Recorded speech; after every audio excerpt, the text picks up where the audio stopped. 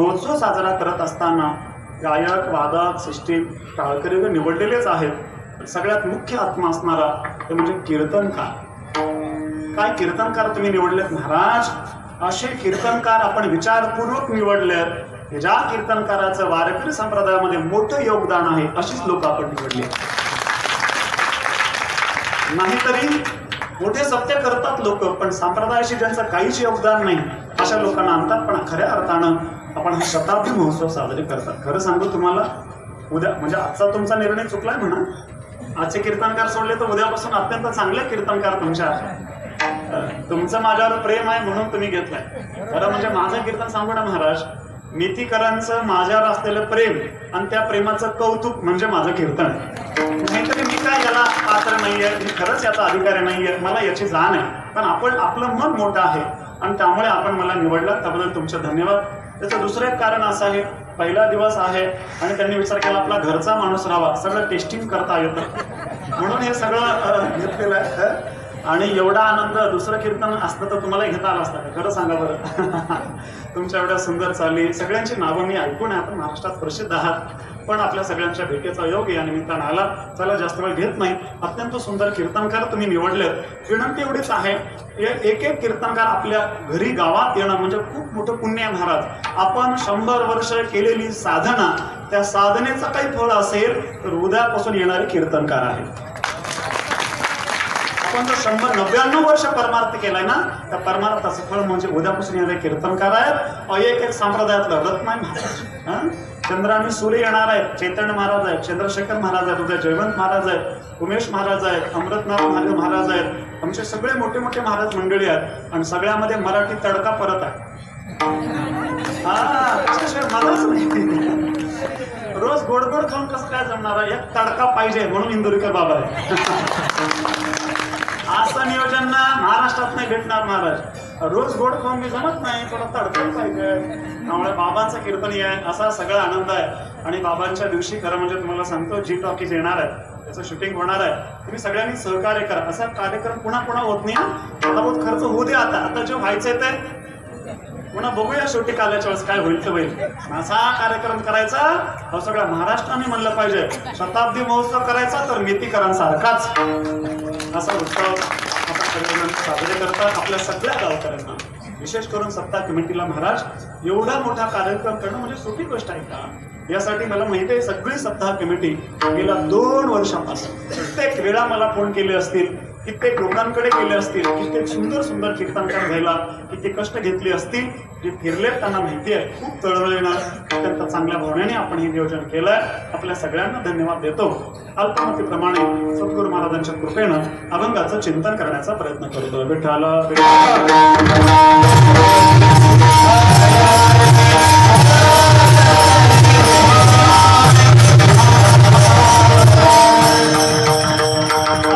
तुकाराम महाराजांचा आहे.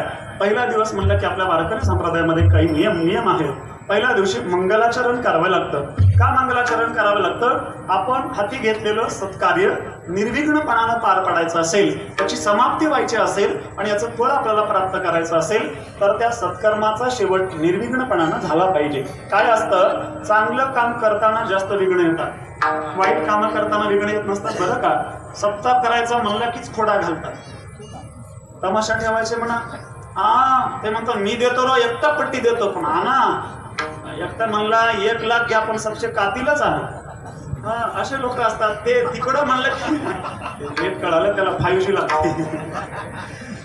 असं खर्च तिकडे किती करतील, पण इकडं म्हणलं की नाही. पण सत्कर्म करत असताना विघ्न निर्माण होतात. कोण निर्माण करतात? माणसं करतात. त्याच्यात काय नवल आहे?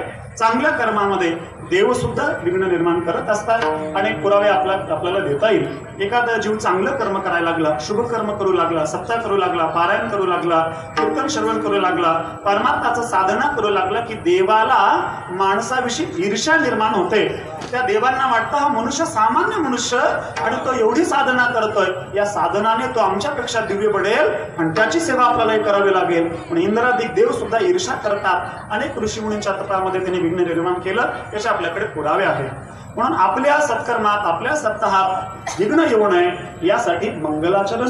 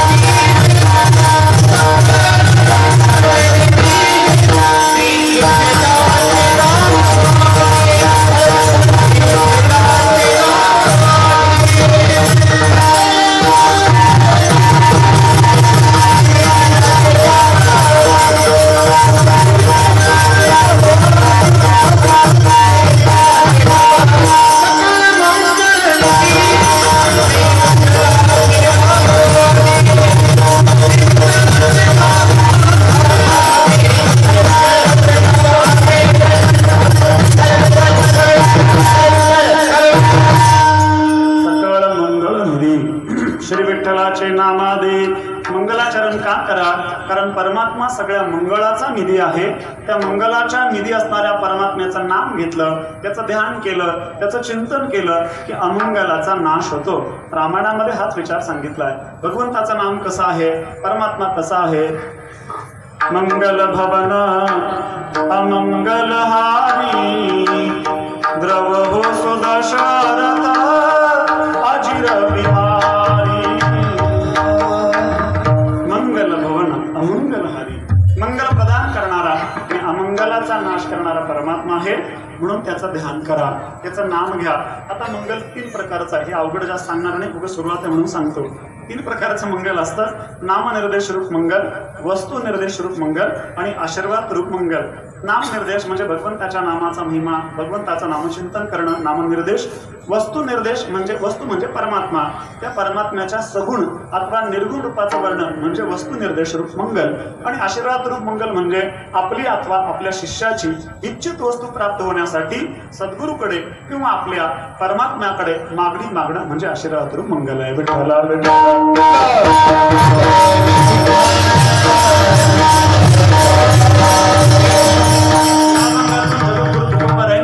आशीर्वाद रूप मंगल आणि वस्तू निर्देश रूप मंगल भगवंताचं वर्णनही केलंय. या अभंगात एकूण 4 चरण आहेत.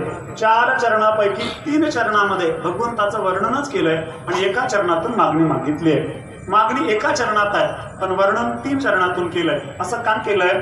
आपल्याला एखाद्या व्यक्तीकडे एखादं काम करायचं असेल किंवा त्याच्याकडून आपल्याला काही अपेक्षित असेल, मागणी केव्हा संभवते? आपल्याला अपेक्षित असलेलं जे मिळत नाही ते मागावं लागतं तेव्हा मागणी संभवते. किंवा आपल्याला जे नको आहे ते सोडून द्यायचं असेल तर आपल्याला मागावं लागतं, त्यासाठी मागावं लागतं. आपल्याला अपेक्षित आहे ते मागायचं असेल तर ज्यांना मागायचं आहे आधी त्याचं वर्णन करावं लागतं. वर्णन केल्याशिवाय तो द्यायला तयारच होत नाही. महाराज, मागण्याच्या आधी वातावरण तयार करा. बघा, म्हणजे आता या सप्ताह कमिटीला चांगला अनुभव असेल. भक्ती मागताना सुद्धा आधी वातावरण तयार करावं लागतं. काय तुम्ही, अहो तुम्हीच नाही, तुमचे वडील, तुमचे आजोबा काय दान करायचे, तुमची परंपराच आहे दान करायची. तुमच्या उदार गावात कुणी नाही, तुम्ही आहेत म्हणून गाव व्यवस्थित चालतं. काय मोठा, तुमचं तर नावच घेऊन काय तुम्ही दान करता? असं एक 2-5 मिनिटं बोला. लाख रुपये देणार असला तर ते म्हणते 2 लाख लिहा. वातावरण, त्याचं वर्णन केलं, अंतःकरण प्रसन्न होतं. मागत असताना 2 गोष्टी कराव्या लागतात. समोरच्याची स्तुती करावी लागते, समोरच्याचं वर्णन करावं लागतं आणि स्वतःकडे नम्रता घ्यावी लागते, स्वतःकडे लीनता घ्यावी लागते. समोरच्याचं वर्णन करून त्याला प्रसन्न केलं आणि आपण नम्रता घेतली की तो आपल्याला दिल्याशिवाय राहत नाही. तुकोबारायांची हीच हातवटी आहे. देवाला मागायचं एका चरणात मागितलंय पण 3 चरणातून देवाचं वर्णन केलंय. देवाला आधी प्रसन्न केलंय, मागण्याच्या आधी देवाचं अंतःकरण प्रसन्न केलंय, वातावरण तयार केलंय. जे मागायचंय ते मागण्याच्या पूर्वी परमात्म्याला वापरलेले संबोधन सुद्धा त्या मागणीशी अत्यंत जोडलेले आहेत. तुकाराम महाराज जेव्हा पांडुरंगाकडे गेले आणि तुकाराम महाराजांनी विचार केला आपल्याला जे अपेक्षित आहे ते आपल्याला देवाला मागायचं आहे आणि जे मागितलंय ते टिकवायचं आहे. त्यासाठी देवाला मागायचं असेल तर देवाला आधी प्रसन्न करावं लागेल. देवाला प्रसन्न करायचं असेल तर त्याची स्तुती करावी लागते. स्तोत्र वगैरे स्तुत्या निघाले ना कशासाठी? देवाला प्रसन्न करण्यासाठीच ना. स्तुती केल्याने परमात्मा लवकर प्रसन्न होतो. स्तुती स्तोता रणप्रिय असं म्हटलंय. परमात्मा स्तुती प्रिय आहे. स्तुती देवाला आवडते म्हणून स्तुती माणसालाही आवडते, कारण आपण त्याचेच अंश आहोत ना. म्हणून देवाची स्तुती करा. भागवतामध्ये सगळ्या पुराणांमध्ये आपल्याला स्तुत्या सापडतात. तेव्हा तुकोबाराने विचार केला देवाची स्तुती करावी, देवाला प्रसन्न करावं आणि मग मागावं. म्हणून तुकोबार आहे पांडुरंगाची स्तुती करतात, पांडुरंगाचं वर्णन करतात. परमात्म्या कसा आहे अभंगाच्या पहिल्या चरणात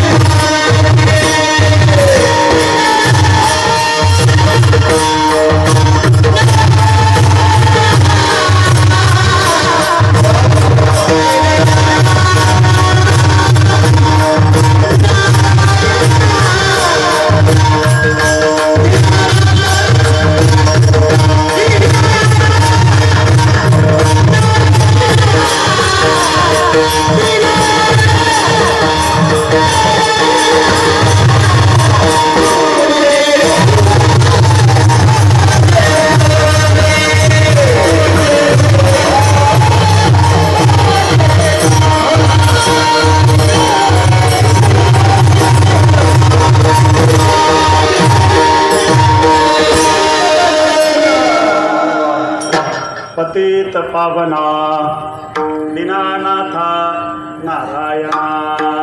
परमात्मा कसा आहे?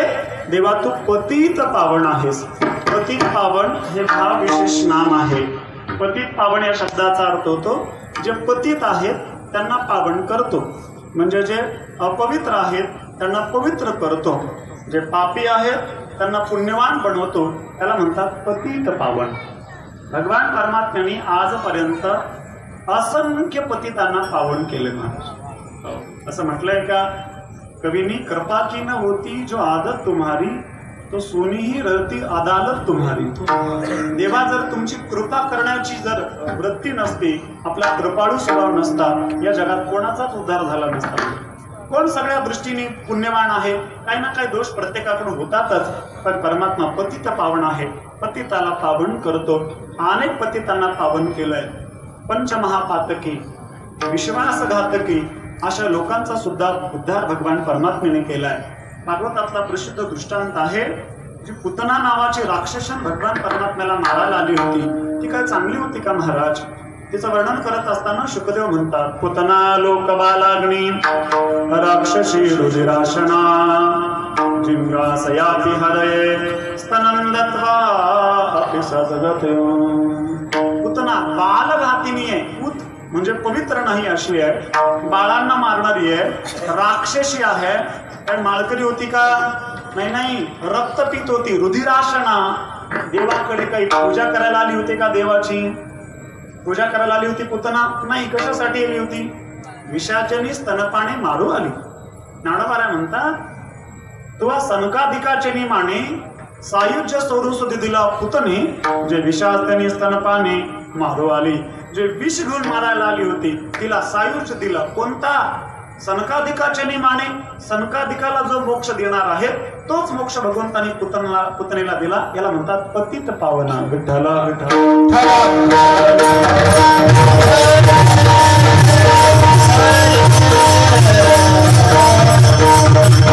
असंख्य लोकांचा भगवान परमात्म्याने उद्धार केलाय। आजानेळा पापरासे नामे नेले वैकुंठासी। आजामेळा असेल, पाल्यापोळी असेल, अशा अनेक जे जे पतित झाले होते, आपल्या पदापासून भ्रष्ट झाले होते, अशा लोकांचा उद्धार परमात्म्या तू केलास। अनेक पतितांना पावन केलं।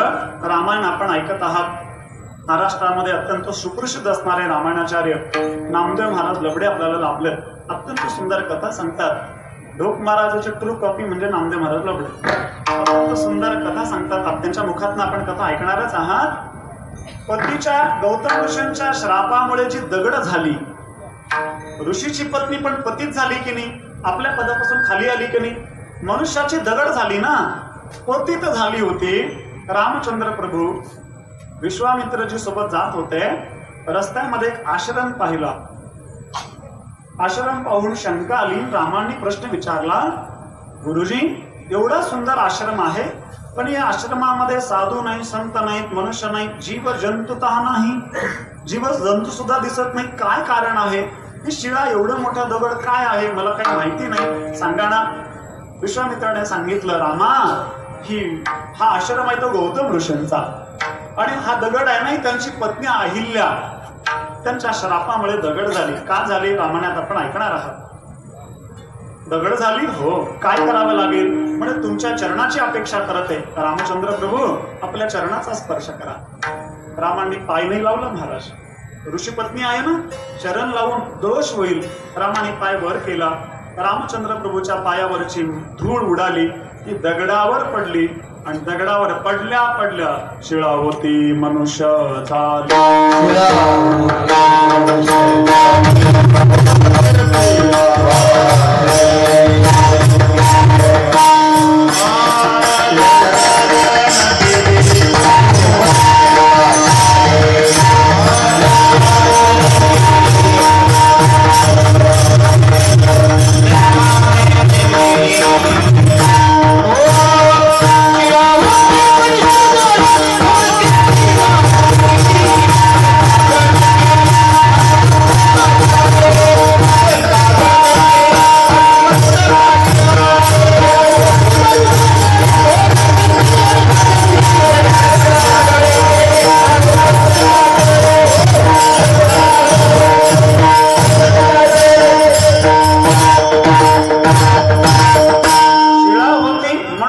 झाली. कशी झाली? एवढ्या घाईत झाली जशी चाल म्हणजे तशी.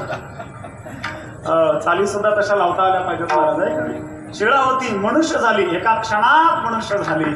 वर कीर्ती वाखाणली, पतित झाली होती, तिला पावन केलं म्हणून पतित पावना. रात्रभर आपल्याला विचार करता येईल, आपल्या सगळ्या अभंगाचा भाव पाहिजे असा तू पतितांना पावन करणार आहेस म्हणून मला पावन कर, एक अर्थ. दुसरा दीनानाथा. भगवान परमात्मा कसा आहे तर तो दिनांचा नाथ आहे. जे सनात नाहीये, जे अनाथ आहेत अशा अनाथाला आपलंसं करणारा आणि अशा दिनांचा उद्धार करणारा पांडुरंग आहे. दिनाचा सोयरा पांडुरंग. या जगामध्ये सोयरे होतात, श्रीमंताचे का दिनाचे. आपण सोयरीक जोडतो ती श्रीमंतासोबत की गरीबासोबत? कोणासोबत जोडतो? बँका लोन कोणाला देतात गुरुजी? तुम्हाला का शेतकऱ्याला? पैसेवाल्याला बँका लोन देतात. त्यांना फोन करू आपल्याला लोन पाहिजे का, आपल्याला लोन पाहिजे का. आमचे शेतकरी जाऊन येऊन त्यांचे पाय गेले पण बँका आपल्याला लोन देत नाही. श्रीमंताच्या मागे लागतात, श्रीमंत बुडून जातात तो विषय वेगळा, पण त्यांनाच देतात की प्रामाणिक शेतकऱ्याला नाही देणार. सगळे या जगामध्ये जे सनात आहे, जो संपन्न आहे त्याचे सोयरे असतात. अहो तुकाराम महाराज म्हणतात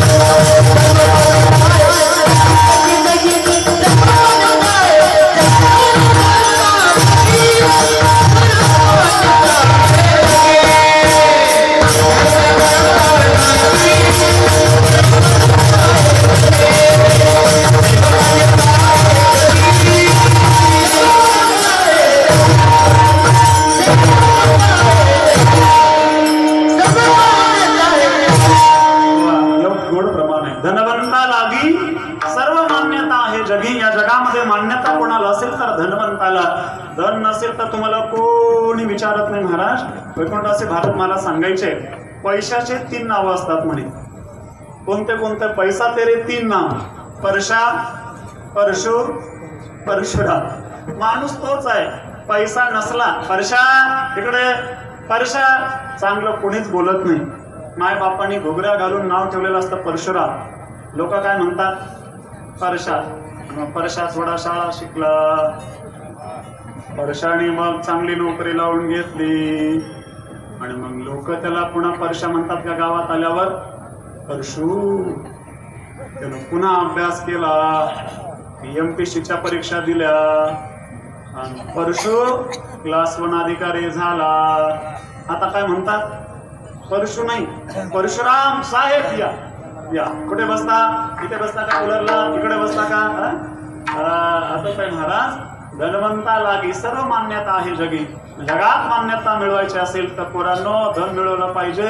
मान्यताच नाही, सध्या बायको मिळवायची असेल तरी धनाचीच गरज आहे, नाहीतर ते सुद्धा मिळणं अवघड झालंय.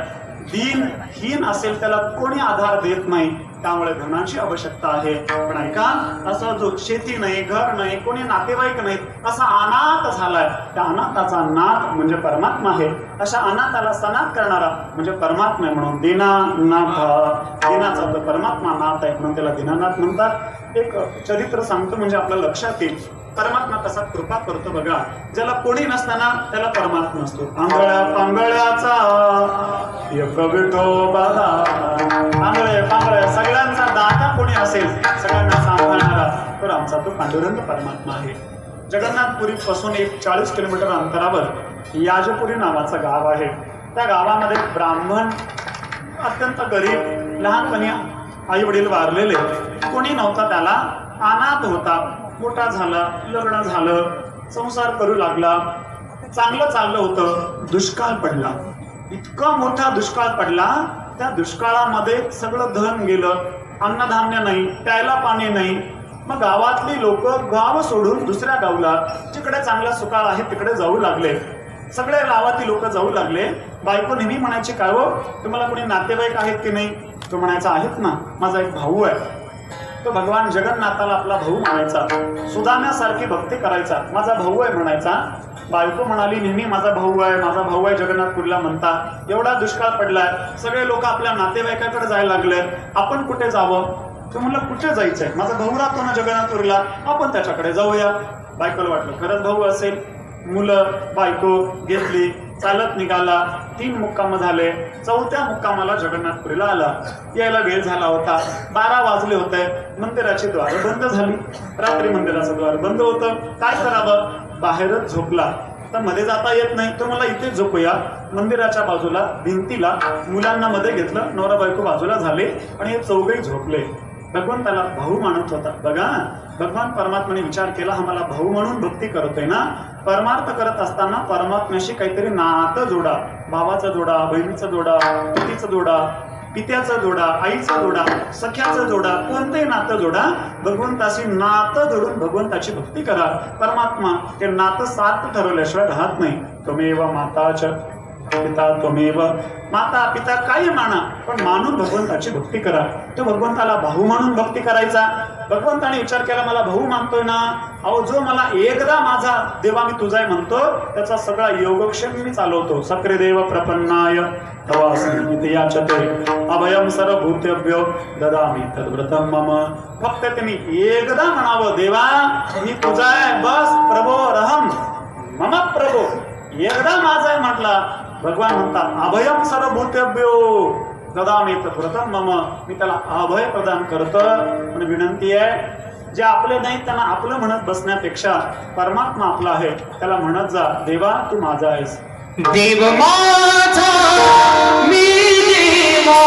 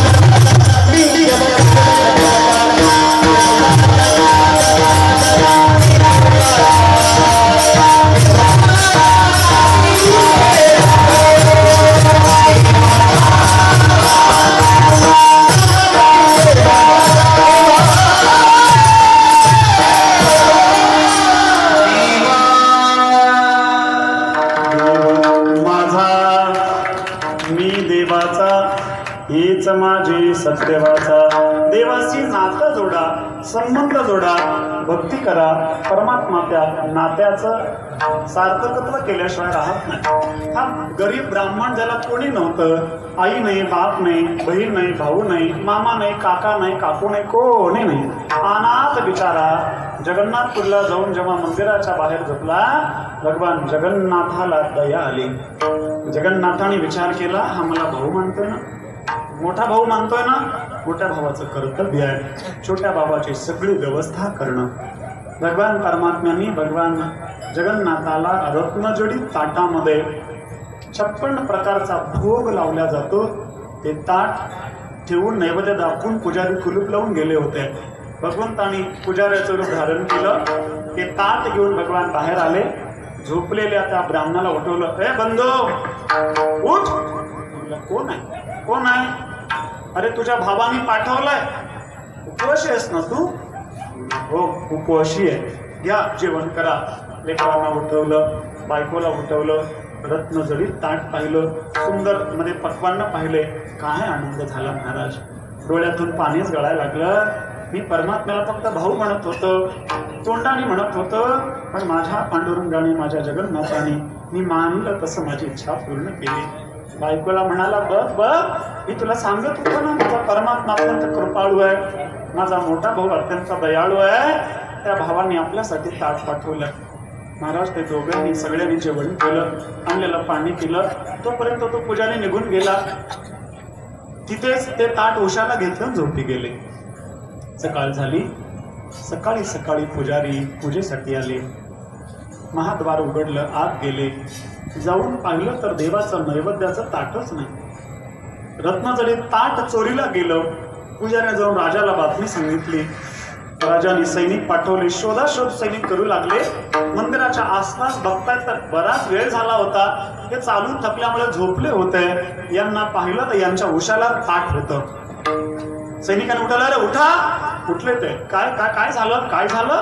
चोरी करता आणि इथे झोपता? उठा, चला. त्यांना मुद्दे मला पकडलं. राजाच्या समोर उभा करण्यात आलं. राजाने विचारलं, तुम्ही चोरी केली आहे? ते म्हणाले, नाही हो, मी नाही चोरी केली. माझ्या भावाने नौकराला पाठवलं होतं, त्यांनी आम्हाला ताट दिलं, आम्ही जेवण करून बसलो. कोणाला विश्वास बसेना. असं कसं शक्य आहे? कवाड लावलेलं होतं, कवाड कोण उघडणार, कोण याला आणून देणार? राजाला काही खरं वाटेना. राजा म्हणला, काही असं याला पकडा, टाका जेलमध्ये. काही गुन्हा नसताना यांना जेलमध्ये टाकलं. हा वारकरीच होता. तो म्हणाला, जशी तुझी इच्छा तसंच. उपवाशी होतो तर पंचपक्वान खायला दिले. आता जेलमध्ये जा म्हणतोस तर जेलमध्ये जाऊ. तू म्हणशील तसं तुझ्या इच्छेमध्ये माझी इच्छा. ठेविले अनंते पैसेचे राहावे, कैसे राहावे. आनंदात ठेवतो असं नाही, जैसा जसे ठेविले तैसे राहावे. कसा ठेवतो? तुमच्या कर्मानुसार ठेवतो. चित्ते असो द्यावे समाधान. समाधानी राहून तो म्हणू लागला, जो बनाए सो बन जाएंगे, जहां भेजो वही जाए. जो बनाए सो बन जाएंगे, जहां भेजो वही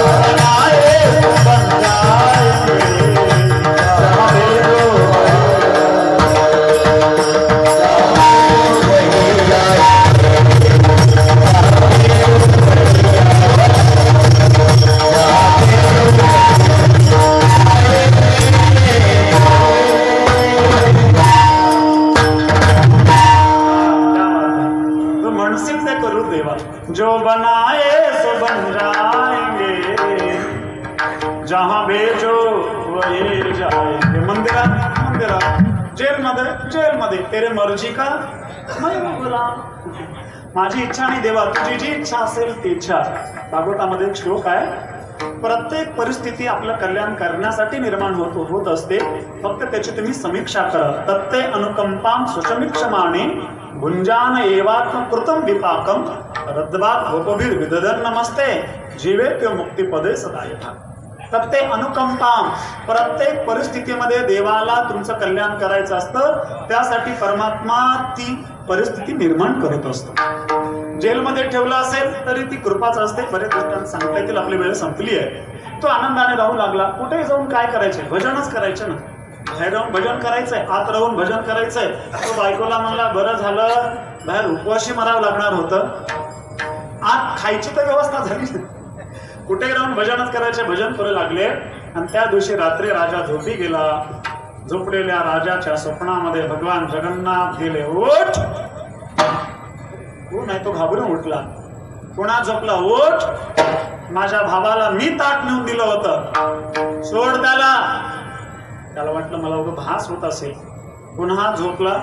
गाढ झोप लागली की भगवान गदा घेऊनच स्वप्नात आले.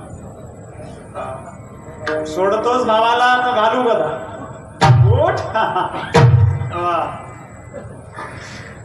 उठ म्हणल्या तो खडबडून जागा झाला. एवढा मोठा गोड पप्पाच वाजल्या झोपलो होतो. असे पप्पाशी झाल्यावर कीर्तनात कुणीच झोपणार नाही. सगळं तो जागा झाला. घाबरला, घाम फुटला राजाला. पळत आला. जेलचे कबाड काढायला लावले आणि त्या साधूचे पाय धरले. महाराज मला क्षमा करा, मला क्षमा करा, मला कळालं नाही. खरंच तुम्ही भगवंताचे भाऊ आहात. भगवान परमात्म्याने स्वप्नात त्याला दृष्टांत दिला. सोडून द्या याला. त्याला सोडून दिलं. यात काय आश्चर्य आहे? राजाने त्याच दिवशी जगन्नाथ भगवंताला जो नैवेद्य जातो त्या नैवेद्याची जी पोटी आहे त्या पोटीच्या चाव्या त्याच्या हातात दिल्या आणि सांगितलं आजपासून सगळ्या धान्याच्या भांडाराचा मालकच तू. त्याला म्हणतात दीनानाथा. जो दीन आहे, ज्याला कोणी नाही त्याला सनात करणारा असा आमचा परमात्मा आहे. म्हणून हे दीनानाथा नारायणा. नारायण शब्दाचा अर्थ होतो नार म्हणजे पाणी आणि आयन म्हणजे राहण्याचं ठिकाण. जो पाण्यामध्ये शेषावर शयन करतो तो नारायणा एक अर्थ आहे. किंवा आपल्या हृदयरूपी अंतकरणामध्ये हृदयामध्ये जो राहतो तो नारायण. सगळ्यांच्या हृदयात राहणाऱ्या नारायणा. दिनाच्या नाथा. पतिताला पावन करणाऱ्या हे पांडुरंगा माझ्यावर कृपा कर. पांडुरंग परमात्मा म्हणाले असतील तुकाराम महाराज एवढं तासापासून वर्णन करता नेमकं काय पाहिजे तुम्हाला?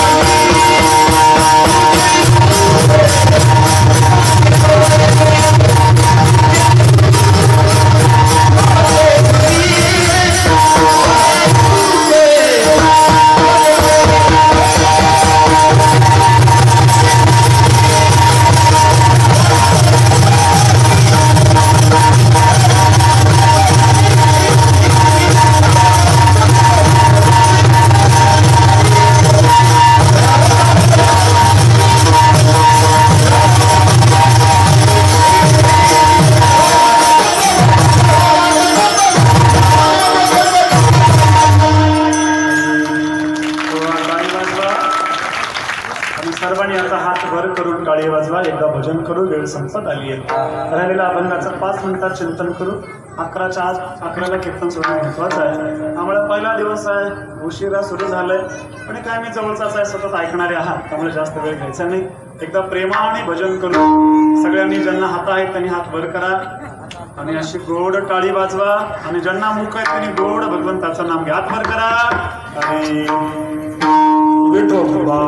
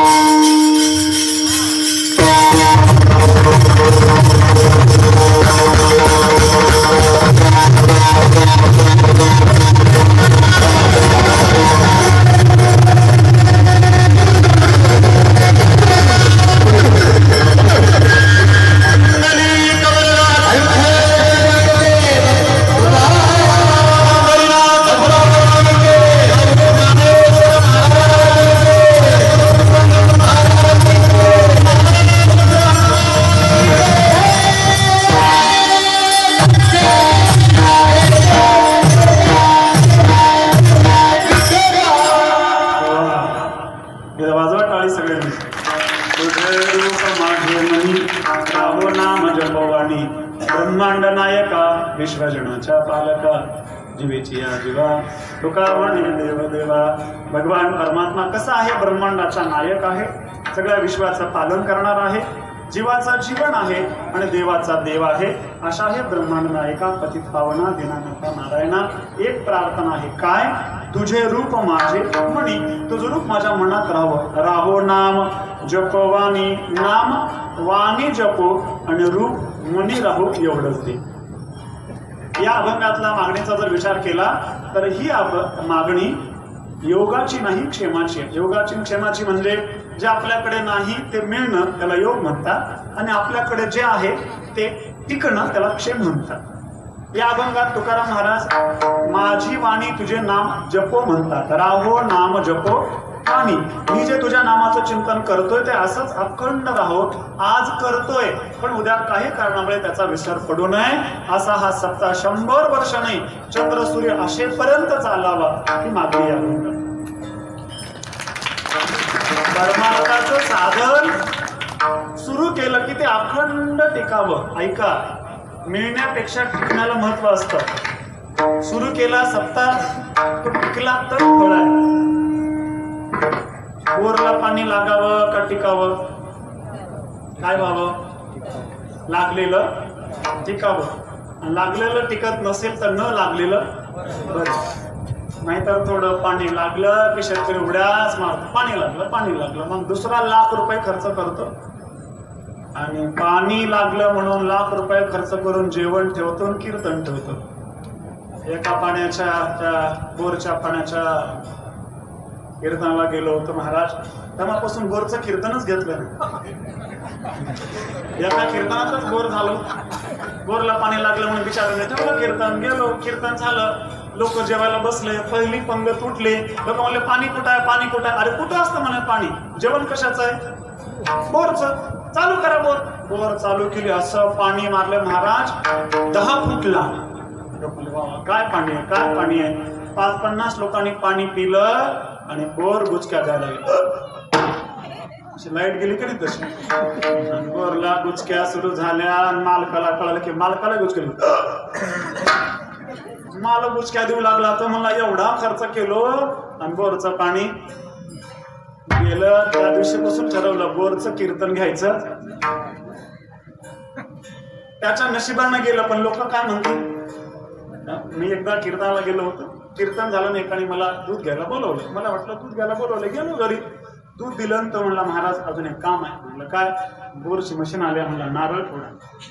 मी म्हटलं अजून एक कीर्तन करतो पण नारळाचं सांगू नका कडे. तर म्हणलं का बरं. नाही म्हणे पाणी लागलं तर महाराजांचा पाय गुण चांगलं. नाही लागलं तर पुन्हा करण्याचं आहे की. नाही म्हणला महाराज तुमच्यावर श्रद्धा आहे आमची. लागो न लागो पण फोडा. मी म्हणलं नारळ फोडतो. पाणी लागलं तर लोकांना म्हणायचं नाही कैलास म्हणजे नारळ फोडून पाणी लागलं. नाही तर लोक कीर्तनच करू द्यायचे. रोज रोज पाण्यालाच बघायला जावं लागेल. आणि नाही लागलं तरी सांगू नको. लोक कीर्तनाला बोलवायचे नाही. नारळ फोडला. गेलो लातूरला कथा होती. झोपलो पण झोपच लागेल ना. उगाच नारळ फोडलं बघायला लागलं. पाणी नाही लागलं तर टेन्शनच नाही. 2 वाजता त्याचा फोन आला. फोन उचलला.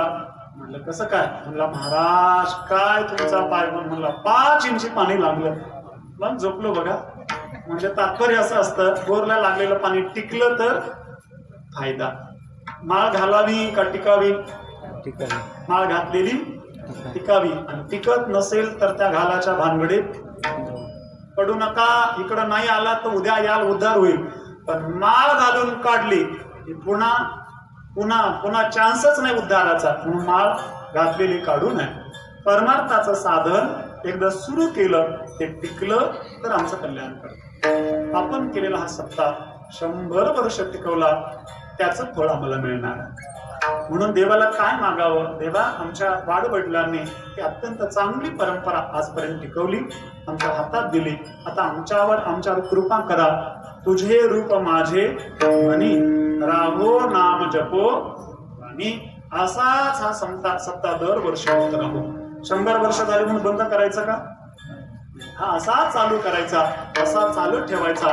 कारण सप्ताह हे संस्काराचं केंद्र आहे. हेच आम्हाला चांगलं मार्गदर्शन करणार आहे. या सप्त्यातून आमच्या लेकरांना चांगले संस्कार मिळणार आहेत. ज्ञानेश्वरी गाथा संत वाङ्मयाचं चिंतन करून आमचा उद्धार होणार आहे. आणि सप्ताह आपल्या सगळ्यांच्या उद्धाराचं साधन आहे. माणसाला माणूस म्हणून जगवण्याचं साधन म्हणजे सप्ताह आहे. आणि त्यासाठी अशा सप्ताहाची अशा उत्सवाची आवश्यकता असते. आपण सगळ्यांनी आपल्या वाडवडिलांनी गेल्या 100 वर्षापासून हा अखंड सप्ताह चालू ठेवला. आपण सगळ्यांनी त्याला मदत केली. याच्यामध्ये सगळ्यांनी सहकार्य केलं.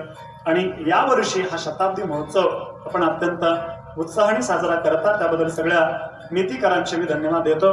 गेल्या 2 वर्षापासून मला माहिती आहे आमचे सचिन सोडे सर असतील, आमचे आदरणीय सोमनाथ महाराज चोपडे असतील, आमचे आदरणीय बाबूराव महाराज जाधव असतील, लक्ष्मणजी जाधव असतील, बालाजी सुडे सर असतील, आमचे सगळी मंडळी आता सगळ्यांची नावं घेऊन आमचे रामजी असतील.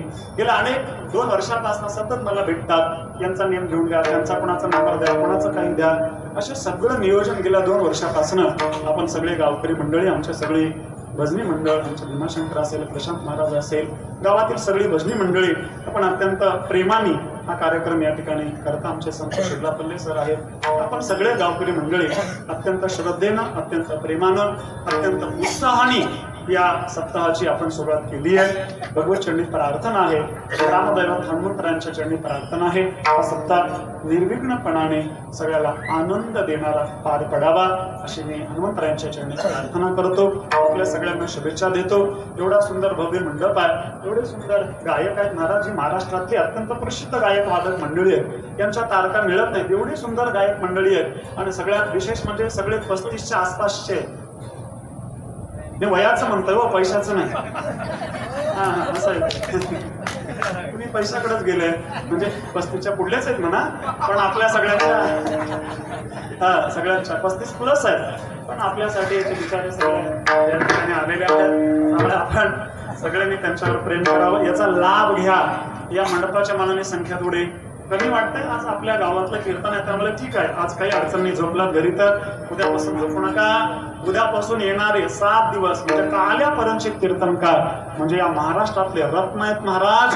अरे साहेब एखाद्या पुरुषाचा स्पर्श झाला तर तुमच्या सगळ्यांचा उद्धार होईल असे परीस आपल्या गावाला येणार आहेत. लोखंडाचं काम आहे त्या स्पर्शाला स्पर्श करणं. घरात झोपलात का परीस तुमच्या घरी येईल का? आम्हाला सगळ्याला विनंती आहे, सगळ्यांनी या, आपल्या मुलांना घेऊन या, सपरिवार या. घरात कोणी झोपू नका. हा जर झोपला तर तुमच्या एवढं दुर्दैवी कोणी नाही. सगळ्या जण या, सगळ्या कार्यक्रमाचा लाभ घ्या. ऐसा सुख सोहळा स्वर्गी नाही, स्वर्गात सुख सोहळा नाही असा सोहळा आपल्या गावामध्ये साजरा होतोय. एकाहुनी बळी रे असे महाराष्ट्रातील अत्यंत नामवंत, अत्यंत विद्वान साधू वृत्तीचे महात्मे आपल्या गावाला येणार आहेत. अशा थोर महात्म्यांची पाय लागावेत. कित्येक वर्षापासून लोक वेटिंगला असतात. आम्हाला माहिती आहे अशांची कीर्तन घ्यायला काय करावं लागतं. या लोकांना विचारा तुम्ही, जे पुढे होते ना यांनी काय कष्ट घेतले. या सगळ्यांनी, आमचे सुडे मामा असतील, या सगळ्यांनी अत्यंत कष्ट घेतलेत महाराज. 10 वेळा, मला तर माहित आहे शेखर महाराजांना, चैतन्य महाराजांना 10 वेळा भेटली असते.